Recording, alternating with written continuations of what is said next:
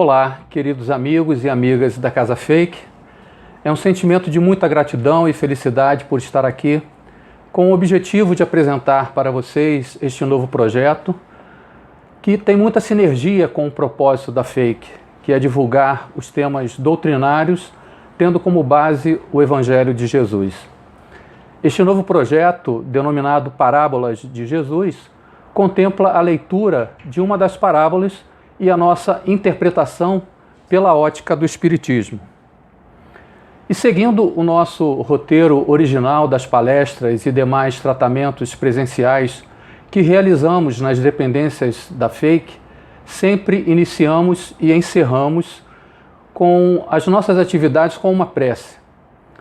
Então convido a todos neste momento a fechar os olhos, a respirar profunda e calmamente, abrandar os nossos corações e orientar os pensamentos na direção do nosso Pai Criador.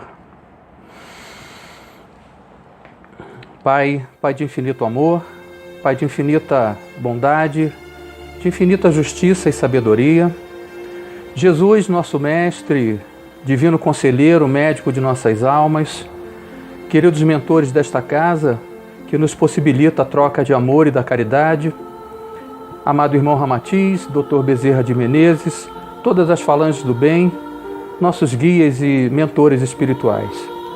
Agradecemos a todos, mas sobretudo a Ti, Pai Criador, por nos permitir esta oportunidade de falar sobre as Suas leis, sobre as obras de Jesus, nosso Mestre, que tantos ensinamentos nos trouxe. Rogamos a Tua luz e a Tua proteção, Pai, para a nossa tarefa de hoje. E assim, verdadeiramente agradecidos, pedimos humildemente permissão para iniciarmos a apresentação, dando todos juntos graças a Deus.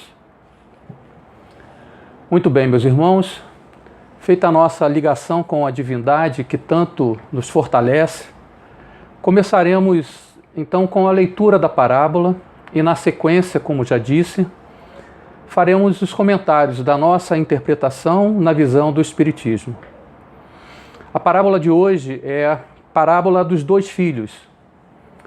Entretanto, antes de iniciar a leitura, é importante lembrarmos o que vem a ser uma parábola e por que Jesus a utilizava na sua comunicação com o povo.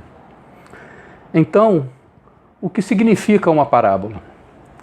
Bem, segundo o registro na Wikipédia, a enciclopédia livre da internet, parábola é uma pequena narrativa que se utiliza de uma linguagem figurada ou alegórica com o objetivo de transmitir uma mensagem de conteúdo moral, normalmente empregada por meio de comparação ou analogia.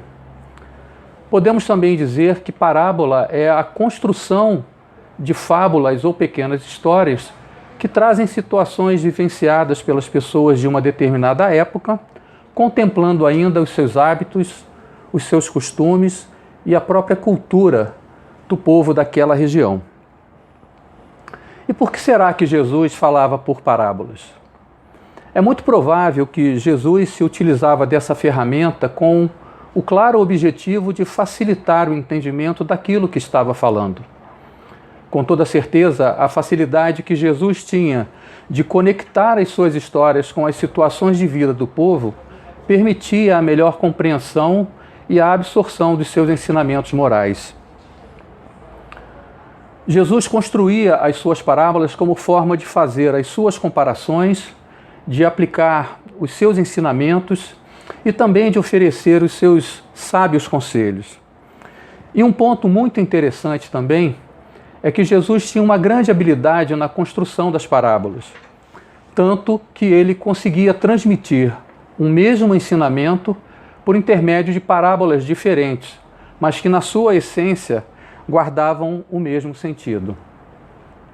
Um exemplo dessa habilidade pode ser observada quando falamos sobre estas duas parábolas, a parábola da figueira estéril e a parábola dos dois filhos, que falaremos hoje. Ambas possuem muita semelhança. A figueira estéril, como o próprio nome já diz, não produzia bons frutos na interpretação da parábola. Ou seja, aquilo que se espera de uma figueira ou de qualquer árvore frutífera. E no desenrolar da nossa interpretação da parábola de hoje, vocês vão perceber que ambas retratam a preocupação de Deus com a nossa evolução, trabalhando e produzindo sempre. Bem, dito isto, vamos então à nossa parábola de hoje, parábola dos dois filhos.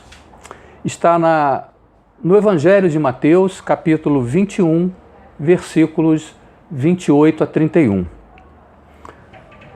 Abre aspas. Um dia em que Jesus, tendo ido ao templo de Jerusalém, ensinava ao povo, anunciando-lhe o Evangelho, chegaram-se a ele os príncipes dos sacerdotes, os escribas e os anciães, e o interpelaram com que autoridade fazia tais coisas. O mestre replicou com outra pergunta, a que não souberam responder, e porque ficasse evidente a hipocrisia deles, lhes propôs em seguida esta parábola. Que vos parece? Um homem tinha 2 filhos, e chegando ao primeiro lhe disse: Filho, vai trabalhar hoje na minha vinha. Ele respondeu: Não quero. Mas depois, tocado de arrependimento, foi. Falou do mesmo modo ao outro, que respondendo, disse: Irei, Senhor. Mas não foi. Dito isto, indagou: Qual dos 2 fez a vontade do Pai? Responderam eles: O primeiro. Jesus então os censurou com estas palavras: Na verdade vos digo que os publicanos e as meretrizes entrarão primeiro que vós no reino de Deus.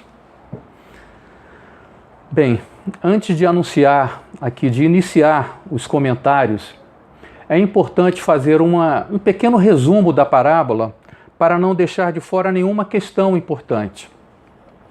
A parábola dos 2 filhos, ela começa com Jesus ensinando o evangelho às pessoas, como sempre fazia, quando num determinado momento chegaram os príncipes dos sacerdotes, os anciães e os escribas. Aliás, cabe aqui um parênteses. Todas as vezes que daqui em diante eu mencionar fariseus, eu estarei me referindo aos sacerdotes e anciães, pois, juntamente com os escribas, eram eles os representantes das religiões naquela época. Então eu vou falar sempre escribas e fariseus. Então, voltando à parábola. Logo que os escribas e fariseus chegaram, interromperam Jesus com uma pergunta. Disseram eles a Jesus: Com que autoridade fazes isso? Quem o autorizou a fazer isso? E Jesus, percebendo que os escribas e fariseus estavam agindo de maneira hipócrita e talvez querendo criar um embaraço, um constrangimento, sobretudo diante daqueles que o estavam ouvindo, imediatamente replicou com uma outra pergunta. E os escribas e fariseus não souberam responder. E como ficou clara a postura de tamanha falsidade, o mestre então propôs a eles a parábola dos 2 filhos. A parábola apresenta um pai, dono de terras, com seus 2 filhos. Ao primeiro, o pai faz o seguinte convite: Filho, vai trabalhar na vinha hoje. E o filho respondeu: Não, não quero.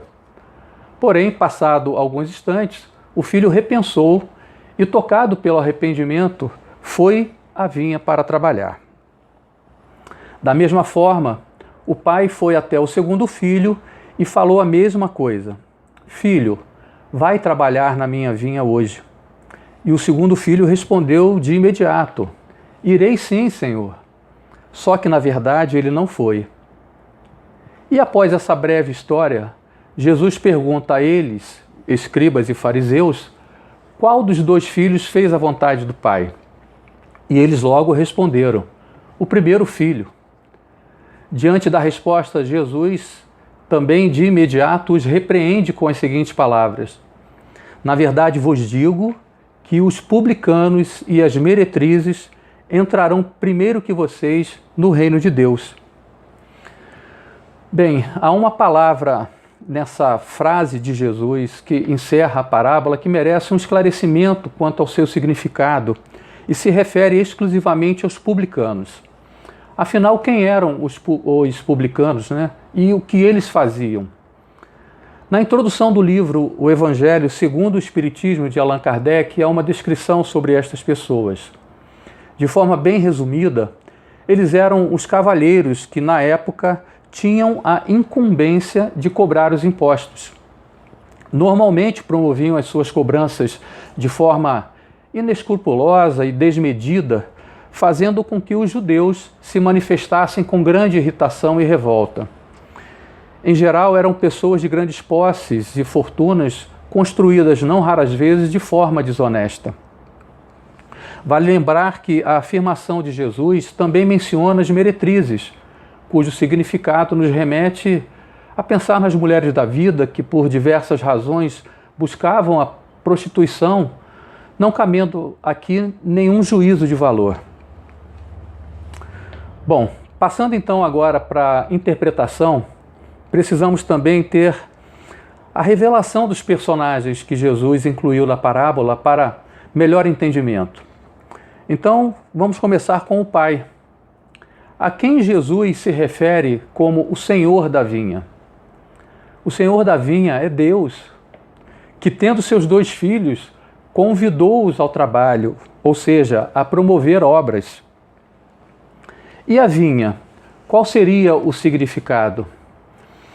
Podemos dizer que a vinha é o local onde nos encontramos e, por que não, o nosso planeta e a Terra como um todo. É o ambiente em que Deus, o Pai e Senhor da vinha, nos convida ao trabalho espiritual, aquele trabalho verdadeiramente edificante que nos transforma e que nos dá a oportunidade de crescimento. Portanto, é aqui mesmo, neste ambiente, onde se torna necessário o convívio de forma pacífica, uma grande escola onde podemos aprender os ensinamentos de Jesus, onde é possível desenvolver as nossas ações morais, as nossas virtudes, errando muito, mas aprendendo sempre. E com quem então podemos correlacionar os 2 filhos? Os 2 filhos representam nesta curta parábola os modelos de 2 individualidades que são encontradas com facilidade na humanidade, modelos que sempre existiram e que continuam até os dias de hoje. O primeiro filho que disse não vou, mas que depois se arrependeu e foi ao trabalho, ele pode representar todos aqueles que levam uma vida muito mais voltada ao fascínio das coisas materiais, em detrimento dos valores espirituais. Talvez sejam os espíritos ainda um pouco mais imperfeitos, que se deixam seduzir e serem dominados pelos prazeres e vícios e paixões. No início, por desconhecerem a continuidade da vida após a morte do corpo físico, utilizam-se, não raras vezes, dessa ignorância como base para aproveitar a vida como se ela realmente tivesse um fim. No entanto, na medida em que começam a entender que a trajetória é longa, que a vida contempla, na verdade, uma viagem de muitas e muitas passagens por essa escola, estes espíritos vão tendo a ampla compreensão do quanto é necessário a nossa real dedicação e a aplicação de muito esforço para nos aproximar dos valores da vida espiritual. Mas vale lembrar que isso não significa também que devemos evitar ou nos distanciar completamente do mundo das coisas materiais. Enquanto estivermos encarnados, precisaremos de uma boa parte das coisas da matéria, até mesmo para subsistir. E nenhuma religião, nenhum líder religioso, ou mesmo Jesus, proibiu que, enquanto encarnados, tenhamos acesso às coisas materiais. Isso não é nenhum pecado e tampouco deve ser proibido. O cuidado que devemos ter é saber dar o correto valor a cada um destes mundos, o mundo material e o mundo espiritual. E com certeza a balança deverá tender mais para o mundo espiritual, porque serão levados todos os aprendizados que tivemos na terra. Serão as virtudes que, com muito trabalho e esforço, conseguiremos desenvolver. Do outro lado da balança estarão tudo aquilo que conseguirmos de material ao longo das nossas existências. Eles ficarão aqui, inclusive o corpo físico que nos é dado como empréstimo. E assim, como o primeiro filho que disse que não ia, mas acabou indo, nós vamos acordando para essa realidade e vamos nos arrependendo. Aos poucos vamos percebendo que os prazeres materiais, no fundo, são completamente ilusórios, são falsos e passageiros. E isso vai nos incomodando silenciosamente e nos conduzindo à conscientização de que eles, na verdade, não nos levam a lugar algum. E a partir daí, com esse despertamento, conseguiremos ter a perfeita compreensão que a felicidade é encontrada nas coisas simples, no caminho da caridade, na prática do bem e do amor ao próximo. E dessa forma iremos descobrir e compreender naturalmente que é muito melhor fazer as obras, os trabalhos na vinha do Senhor. E o que podemos falar do segundo filho? Aquele que disse, vou sim, Senhor, mas acabou não indo. Estes espíritos se personificam como aqueles que são muito devotados, que se acham praticamente perfeitos, mas que na verdade não realizam obras. São aqueles que, durante algumas encarnações, perdem a grande oportunidade de fazer acontecer, se preocupando apenas em manter a sua aparência de respeito em relação à sua crença, de falar sobre a sua religiosidade, de seguir rigorosamente os princípios estabelecidos pelos cultos tradicionais. Talvez sejam aquelas pessoas que supõem ser suficiente apenas seguir as suas obrigações religiosas, como ir ao culto ou às reuniões nos dias determinados, de contribuir com uma parcela financeira mensal, de ouvir as palestras e preleções dos líderes ou expositores, e estes se incluem também aqui, mas se esquecem de realizar algo em benefício do próximo e da coletividade por intermédio de trabalhos voluntários. E o pior de tudo isso é que se esquecem também de buscar o autoconhecimento, de investir seu tempo em estudar as obras e os ensinamentos de Jesus, de compreender que somos imperfeitos, sim, mas que o propósito de Deus para todos nós é a evolução, é vencer as nossas fraquezas, imperfeições, transformando-as em virtudes. E isso não se restringe apenas a algumas religiões e doutrinas. Em todas elas, sem exceção, encontraremos pessoas que, independentemente de sua posição, deixam-se levar pelo orgulho, pela vaidade e pela satisfação pessoal, fazendo com que se distanciem de suas responsabilidades, não correspondendo ao convite para o bom trabalho na vinha do Senhor. E foi exatamente esta a mensagem que Jesus deu aos escribas e fariseus, quando disse que os publicanos e as meretrizes chegarão primeiro que eles no reino de Deus. E o que falar dos publicanos e meretrizes? Estes outros personagens da parábola, os publicanos e as meretrizes, simbolizam os pecadores cuja sociedade, de uma maneira geral, despreza e reprova, considerando-os indignos da providência divina. E Jesus faz uma interessante comparação entre os filhos da parábola, entre esses dois filhos da parábola. O primeiro filho, que disse que não ia, se arrependeu e foi, é comparado aos publicanos e meretrizes, que após muito tempo em pecado, aprendem com o sofrimento e com isso adquirem sensibilidade e dão um novo significado às suas atitudes, aos seus comportamentos e terminam, por assim dizer, compreendendo realmente a diferença entre os valores materiais e os valores espirituais.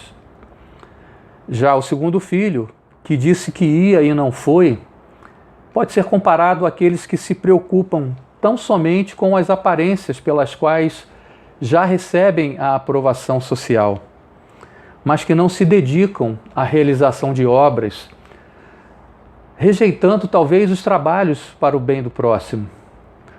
Por isso Jesus afirmou que eles, os escribas e fariseus, ficarão para trás, pois já receberam aqui na terra, enquanto encarnados, o reconhecimento que tanto buscavam.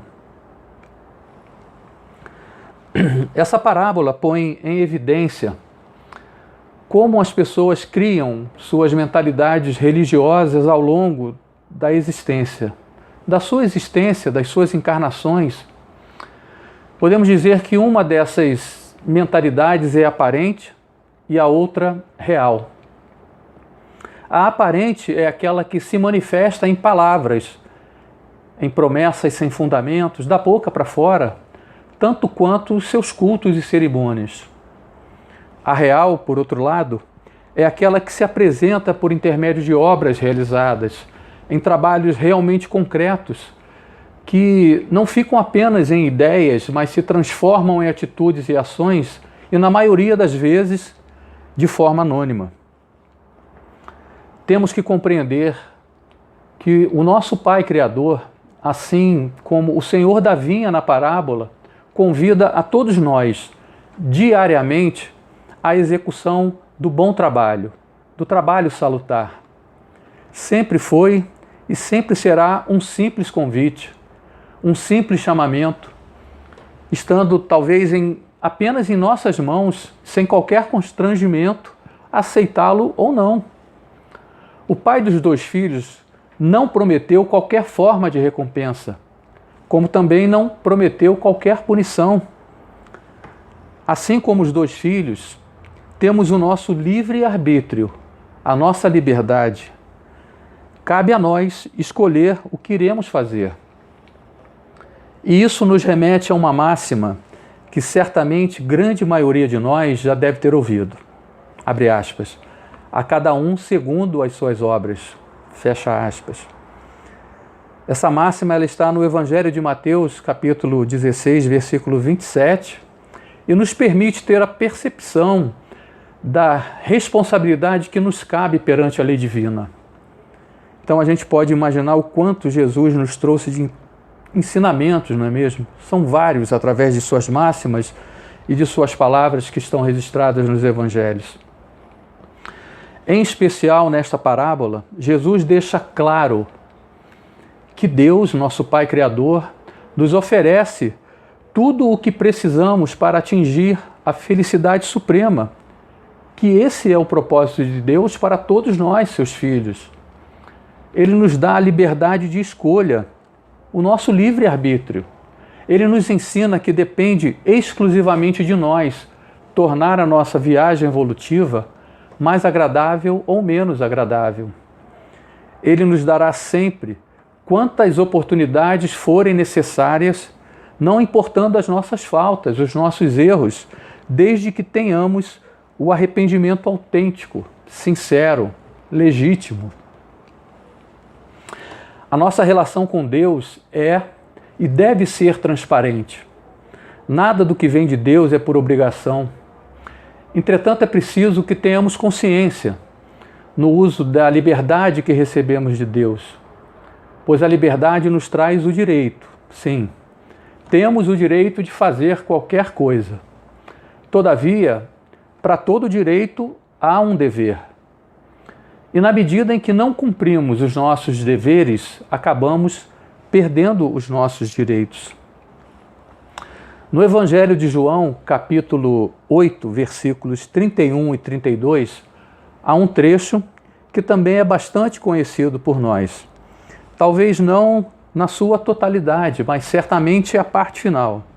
E ele diz assim, abre aspas, se vós permanecerdes na minha palavra, verdadeiramente sereis meus discípulos e conhecereis a verdade, e a verdade vos libertará. Fecha aspas. Normalmente ouvimos apenas esse final, conhecereis a verdade e a verdade vos libertará. Então, meus irmãos, o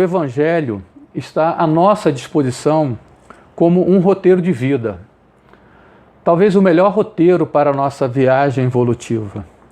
O Evangelho nos traz a verdade, e a verdade vai nos libertar na medida da nossa evolução, na medida em que adquirirmos a capacidade de compreendê-la e aplicar essa verdade nas obras do Senhor da vinha, no serviço dignificante da prática do bem e do amor ao próximo, dos nossos semelhantes. Trazendo então a essência dos ensinamentos dessa parábola para a nossa vida real, devemos nos perguntar: quem somos nós enquanto filhos de Deus? Que postura estamos assumindo quando somos convidados pelo Pai para o trabalho na vinha?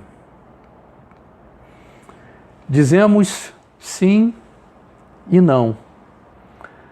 Enfim, se dizemos sim e não estamos indo, pois somos atropelados ainda pelas coisas materiais, pelas tentações do mundo ilusório, que ainda exercem um apelo muito forte sobre nós, algo talvez meramente tangível, que corrompem ainda os nossos propósitos e nos afasta do caminho da retidão espiritual. Então, dizemos sim, mas não estamos indo por conta disso tudo, desse apelo, dessa força que o mundo material exerce sobre nós. Ou dizemos não, e aí sim estamos indo na direção da realização. Pois embora sejamos talvez levados inicialmente pela imaturidade espiritual, logo depois, sob um ímpeto de arrependimento, nos oferecemos de peito aberto ao trabalho. Precisamos sim refletir sobre isso. E eu acrescentaria aqui 2 grandes aprendizados que precisamos buscar no nosso dia a dia, todos nós. O primeiro é o autoconhecimento e a nossa reforma íntima.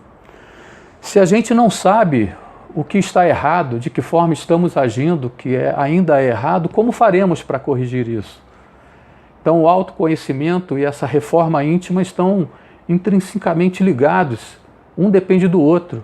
Podemos corrigir sim, podemos nos reformar, desde que tenhamos conhecimento daquilo que precisamos corrigir. E segundo, óbvio, aceitar o convite de Deus. Portanto, precisamos aliar o trabalho íntimo da nossa transformação na busca de desenvolver as nossas virtudes com o trabalho a que somos convidados diariamente por Deus. O trabalho feito ao próximo, o trabalho na caridade. Esse é o trabalho com Jesus. Esse é o trabalho na vinha do Senhor.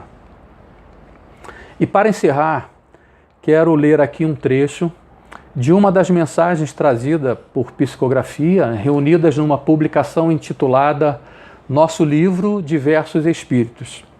É uma mensagem de Emmanuel, cujo título é Trabalha e Serve. E Emmanuel começa a mensagem destacando o convite do Pai da vinha, do Senhor. Filho, vai trabalhar hoje na minha vinha. Como a mensagem é um pouco grande, eu separei apenas 5 estrofes para leitura. Primeira, lembra o favor sublime do tempo. Trabalha e serve. O trabalho acrescenta as energias. O serviço a todos revela divina sementeira. Segunda, reflete na bênção das horas. Trabalha e serve. O trabalho reconforta. O serviço aos outros anula os detritos do mal. Terceira, medita na glória dos minutos. Trabalha e serve. O trabalho reajusta as forças do espírito. O serviço ao próximo reconquista o respeito e a serenidade perante a vida. Quarta, pense na dádiva dos dias. Trabalha e serve. O trabalho é uma esponja bendita sobre as mágoas do mundo. O serviço no bem de todos é um milagre renovador. E quinta, trabalhar é produzir transformação, oportunidade e movimento. Servir é criar simpatia, fraternidade e luz. Emmanuel. Bem, finalizando então aqui os nossos comentários, rogo a Deus e a Jesus que possamos ter boas reflexões com o conteúdo aqui exposto, sobretudo neste momento em que vivemos muitos desafios na Terra. Que a mensagem do Consolador realmente consiga, muito além de consolar, trazer o esclarecimento e nos libertar. Que Deus nos ampare e que Jesus nos inspire nesta caminhada a promover o bem, trabalhando com alegria e crescendo sempre. Graças a Deus. Bem, irmãos, como disse no princípio, em todos os nossos encontros, presenciais ou virtuais, iniciamos e encerramos com uma prece. Então, convido a todos a fechar os nossos olhos. Vamos mentalizar os bálsamos de luz e de amor que o plano espiritual estará jorrando sobre todos nós enquanto oramos e pedir que estes bálsamos sejam igualmente jorrados sobre toda a humanidade que tanto necessita.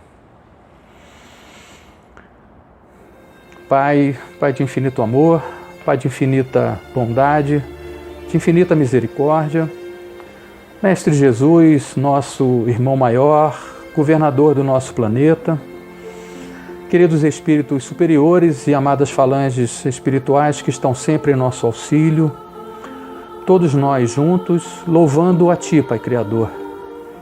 Agradecemos pela vida, pela paz, por toda a energia positiva que recebemos, mas sobretudo por nossa saúde.